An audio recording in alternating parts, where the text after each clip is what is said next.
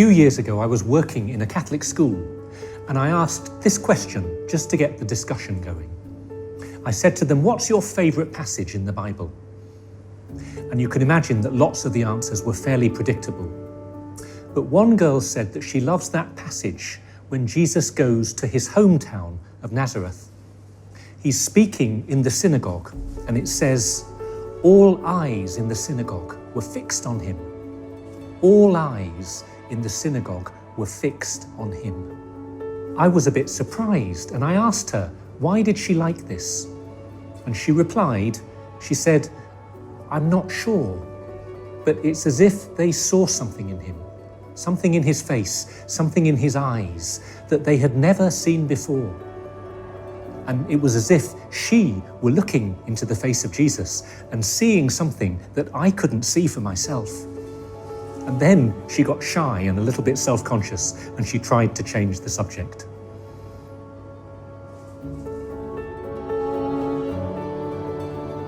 At about the same time, there was an exhibition at the National Gallery in London called Seeing Salvation. It collected together images of Jesus Christ from over 1,000 years of art history. Everyone expected it to be a flop. They just thought there's no demand for religious art. But in fact, the visitor figures surprised everyone, and it was the most popular exhibition in Britain that year. So who is this man, Jesus? And why is there a continuing fascination about him, even when so many people think that Christianity is in decline?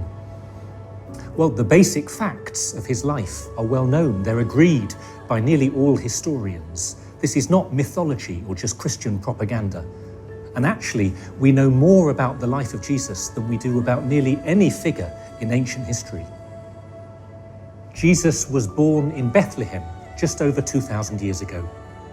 He grew up in a Jewish family in the tiny village of Nazareth, about 60 miles north of Jerusalem. He was a carpenter.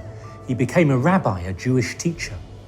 He impressed people with his teaching and with the miracles and healing that he worked.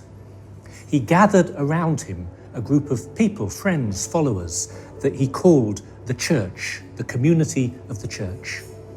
He got into a long-running confrontation with the Jewish authorities, and eventually he was put to death by Roman crucifixion. But his followers claimed that he had risen from the dead, that he had appeared to them, and that he was still present with them in some mysterious way. This is the heart of the Christian story. What's equally striking is the way he touched people's lives. His teaching made a deep impression on people. His kindness moved them. His stories amused them. His honesty shook them. His prayer had an intensity and a sincerity that they'd never seen before. People wanted to be with him, even if at the same time he unsettled them. There was an attraction that they couldn't explain. And they began to think, maybe this is the Messiah that we've been waiting for. Maybe this is the Saviour who will fulfill all the promises that God had made to the Jewish people.